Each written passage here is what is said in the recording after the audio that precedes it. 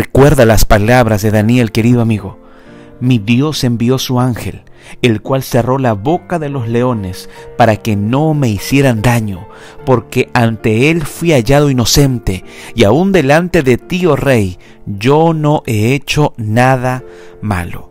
El capítulo de hoy nos enseña, queridos amigos, que debemos tener confianza en Jehová y que debemos tener una vida de oración disciplinada.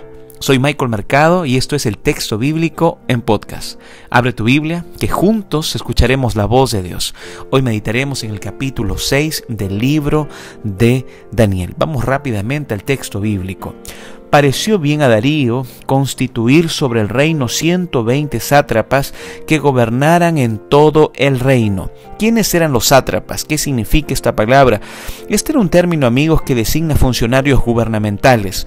En las antiguas culturas del Medio Oriente se utilizaba esta expresión, los sátrapas. ¿Quiénes eran?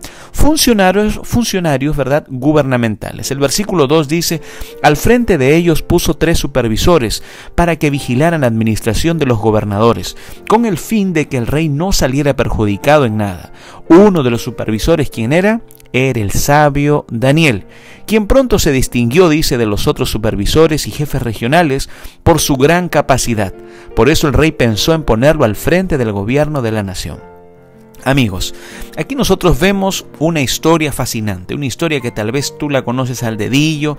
Este capítulo nos habla cuando echan a Daniel en el foso de los leones, pero si leemos con detenimiento, ¿verdad?, escarbando, tratando de buscar las gemas preciosas que encontramos en cada texto bíblico, nos damos cuenta que no solamente hay un aprendizaje, un mensaje cuando echan a Daniel en el foso de los leones, sino en todo el acontecer de la historia, del capítulo, ¿verdad? Daniel ya tenía más de 80 años, amigos, y era uno de los 3 altos funcionarios de Darío.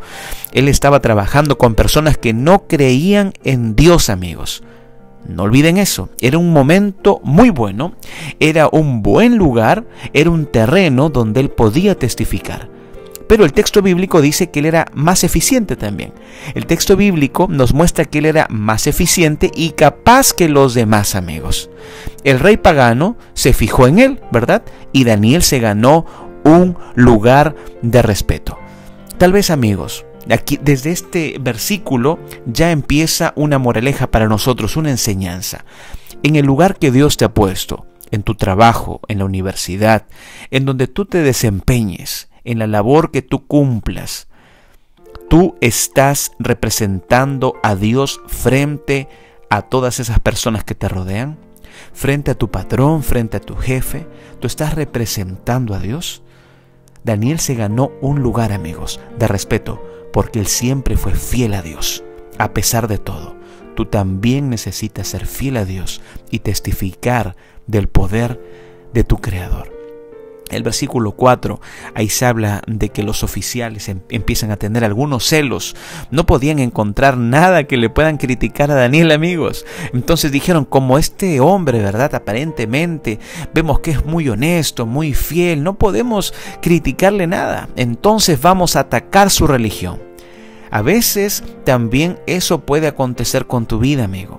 Pero a pesar de eso, tú debes recordar, ¿verdad?, que Dios es quien pelea siempre tus batallas.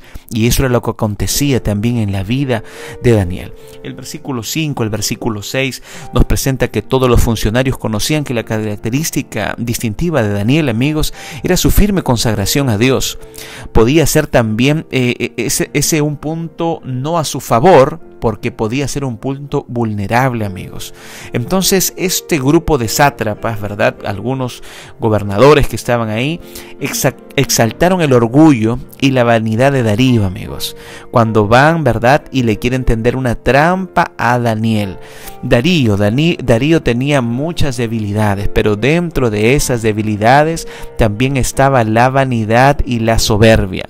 En Babilonia, amigos, el versículo 7, 8, 9 nos presenta también, nos recuerda algo que era el decreto, la importancia que era el decreto cuando ya estaba presentado, ¿verdad?, por el rey.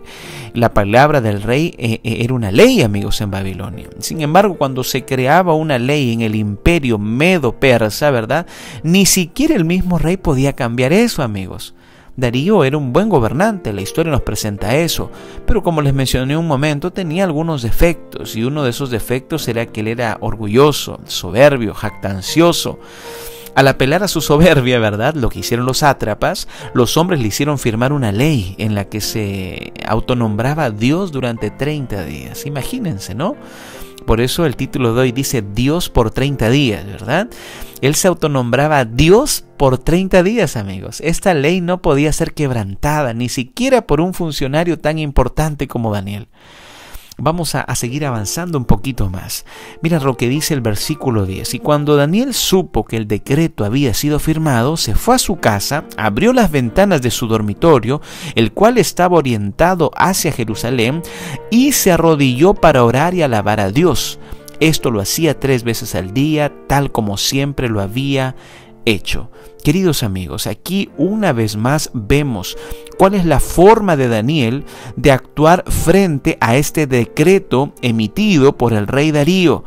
No es que Daniel vio el problema y recién fue a orar. El texto bíblico nos indica, nos da un indicio de que Daniel tenía un ideario de oración, amigos, de que Daniel tenía una vida disciplinada de oración, que la oración en Daniel era sistemática, que la oración en la vida de Daniel era un hábito, amigos. Que Dios pueda ayudarnos, amigos, a tener estos hábitos de oración incluso cuando no tenemos ganas de orar. Que Dios pueda ayudarnos, que en los momentos de oración nuestra mente, si se va hacia un lado o hacia el otro, pueda volver. Que en los momentos de oración no hagamos rezos, vanas repeticiones, sino que sean unos lindos conversatorios con palabras sencillas, donde podamos abrir nuestro corazón a Dios. Porque eso es lo que hacía Daniel, amigos. A pesar de que Daniel conocía la ley en contra de la oración, él siguió orando las 3 veces al día, amigos.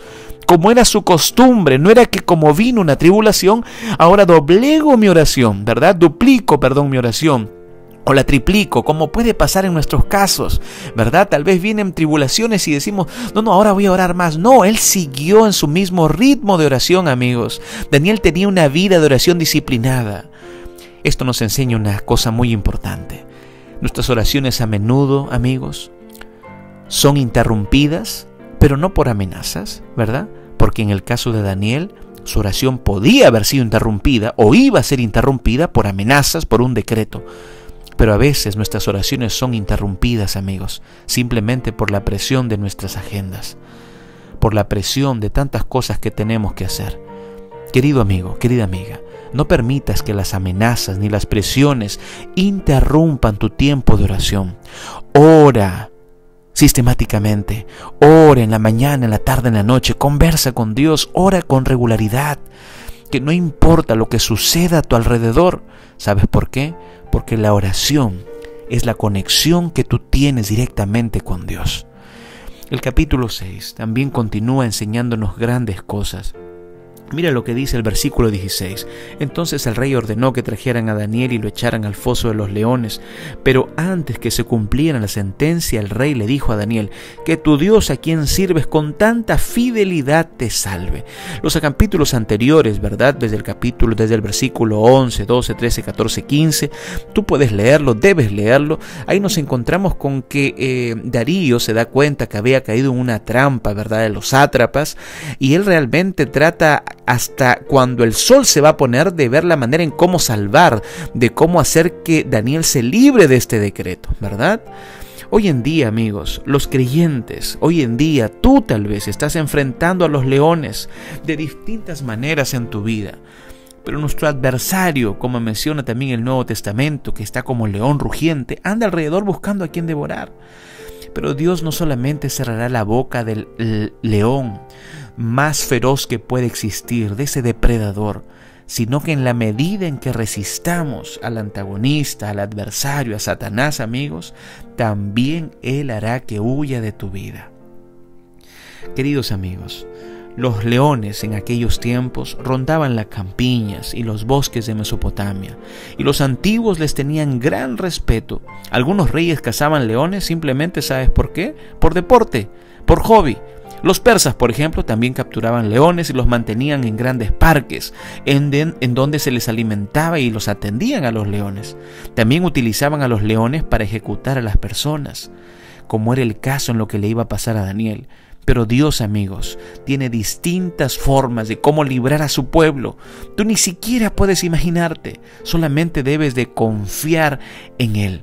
Dios puede cerrar cualquier boca de cualquier depredador o de cualquier león. Mira lo que dice rápidamente en la Biblia, el versículo 21. Desde el 20, porque acá está, ¿verdad? El 19 dice que el rey se levanta muy de mañana, fue apresuradamente al foso de los leones, no pudo dormir tranquilo el rey, no pudo comer, ¿verdad? Y se levantó temprano y acercándose al foso llamó a gritos a Daniel con voz triste, sugiere el texto bíblico, y le dijo: Daniel, siervo del Dios viviente. Estamos leyendo el versículo 20.